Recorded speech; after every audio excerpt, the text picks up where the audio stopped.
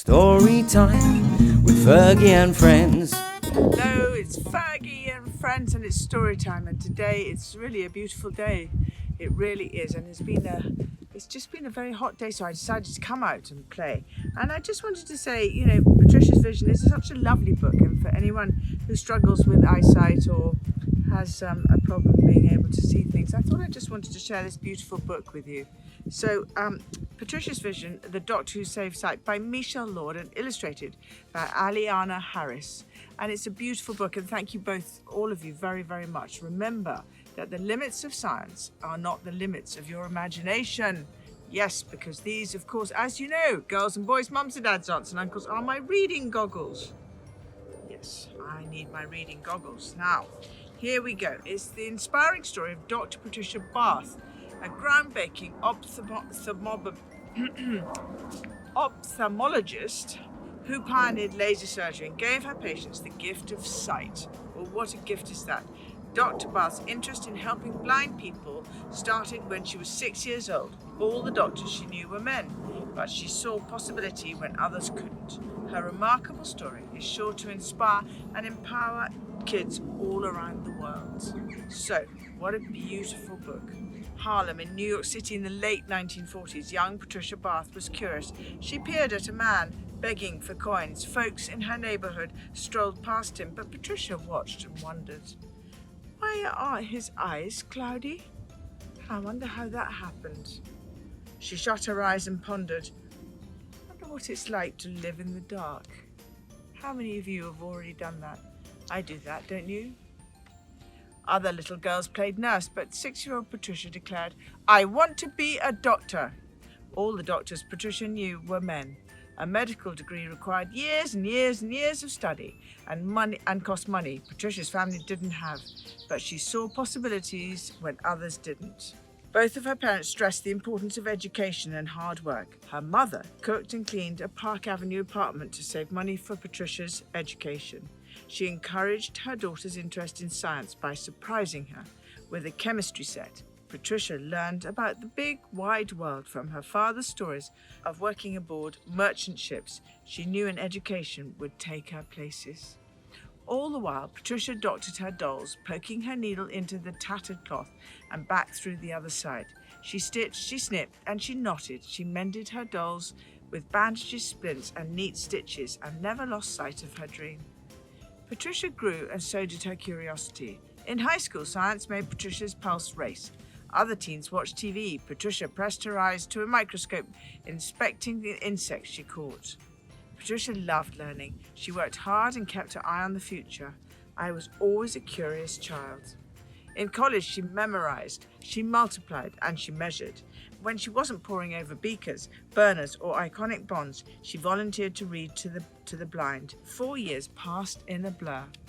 In medical school, she studied everything from broken bones to kidney stones, inside and out, from head to toe. By the time she finished, she knew exactly what kind of doctor she wanted to be. An ophthalmologist. I can't say it. It's a very difficult word. Ophthalmologist, a surgeon who treats the eyes. After 4 years of medical school, she slipped out of her cap and gown and into a crisp white coat. She was now Dr. Patricia Bath. I decided to get the training, education, skill sets so I could achieve miracles. Dr. Bath tackled her first project in her own Harlem neighborhood. So many blind patients gathered at the Harlem Hospital Eye Clinic. Dr. Bath wondered why. She wanted excellent eye care for everyone. Most of these patients had never been examined by an ophthalmologist. Swallowing her sorrow, she asked her professors to help. They said yes and operated for free. Dr. Bath saw possibilities when others couldn't. Eyesight is a basic human right.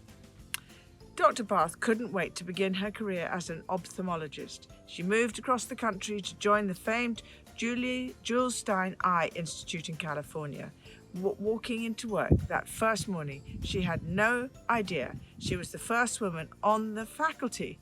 Her eyes widened upon finding her new office, away from the others in the basement next to the lab animals.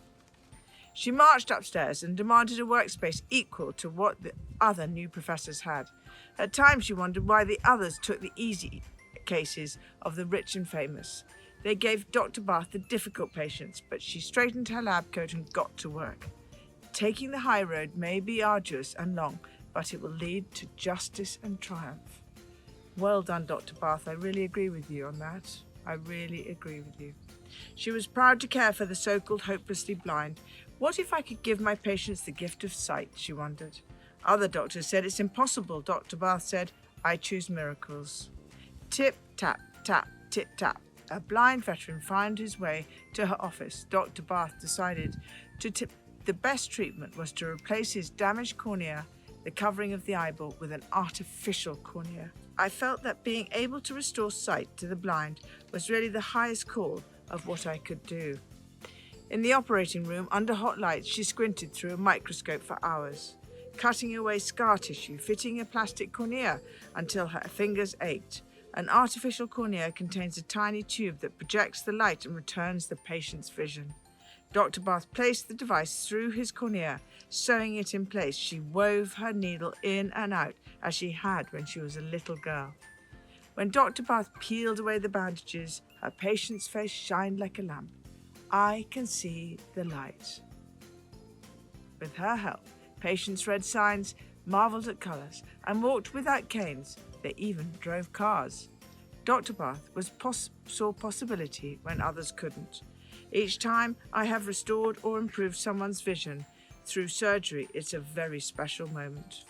One day, a patient called on Dr. Bath for help. Shining a bright light into her patient's eyes, Dr. Bath discovered the problem. She shook her head. A thin layer of tissue called a membrane had grown in the eye after surgery. The woman could no longer see. Dr. Bath spent many sleepless nights, tossing and turning, wondering how to help. One night she had an idea. A laser! A laser makes a narrow beam of light so narrow that it becomes intense, so intense that it can cut like a knife. Other doctors used lasers on the skin, inside the body, and sometimes focused inside the eye. Never before had doctors used a laser tool that could be guided with the ease and control of a pencil. This was Dr. Bath's new idea. How could she take it from her imagination to the operating room? In her mind, she saw a probe that could focus a laser beam through a tiny fibre as thin as a single strand of hair. Dr. Bath remembered the man with the cloudy eyes from her childhood. Doctors already used lasers on the cornea. Why not on a cloudy lens? She thought, boom! She realized her laser probe design could be used to remove cataracts, a common condition where the lens of the eyes turn cloudy and cause blindness. Unthinkable, preposterous. It can't be done, it can't be done, said the other doctors. But she kept thinking big thoughts. Wow, about the tool that didn't exist yet. Remember that the limits of science are not the limits of your imagination. Dr. Bath travelled to Europe in 1986 to experiment with the best lasers. She planned, plotted, and predicted. Finally, she gathered parts for a tool that only existed in her mind. IV tubing, stainless steel pipe, optical fibres. She wasted no time. She fitted, she fastened, she fused, and she refused to give up. She had to see if her idea worked. Alone, long after midnight, raindrops pelted the window as Dr. Bath tested different lasers on eye tissue. Her mind churned. Maybe, possibly, this could work. She aimed the argon fluoride laser at the lens and fired, but the cataract was still there. Next, she fired the krypton fluoride laser. Still not enough power. Dr. Bath leaned close. If the wavelength wasn't just right, the eyeball might burst. Ooh. She aimed the Exxon chloride laser and fired. Pop, pop, pop. Although she could not see the laser beam, she watched the cataract vaporize in a few zaps.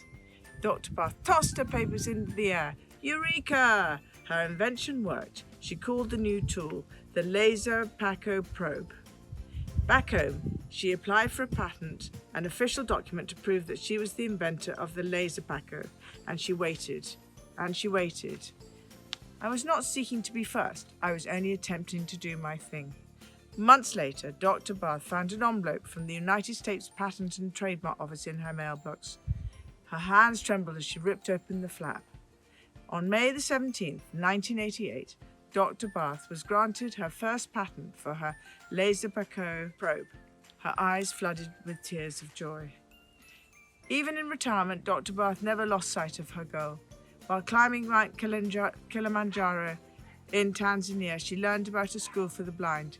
When she visited, she found a mud building, a classroom without braille books, and children in need. Her heart sank. She hunted all around town but couldn't find so much as a magnifying glass to help them see. What could she do? She returned home, but she wondered and wondered. Do these children have a future? What do they need? How can I help? Once again, Dr. Bath saw a way to where others could not: technology. If the children could not read words with their eyes, they could read braille computer keyboards with their fingertips. Dr. Bath sent computers to the school in Tanzania. Now the students could read words and calculate homework problems. Computers gave them not only books, but a world of information where their lives before had been dark. Here too, she gave the gift of sight. She called it computer vision. In my childhood, I developed a love and respect for humanity and wanted to help heal the sick. I believe that someday the blind will see. Dr. Patricia Bath saw possibility wherever she went.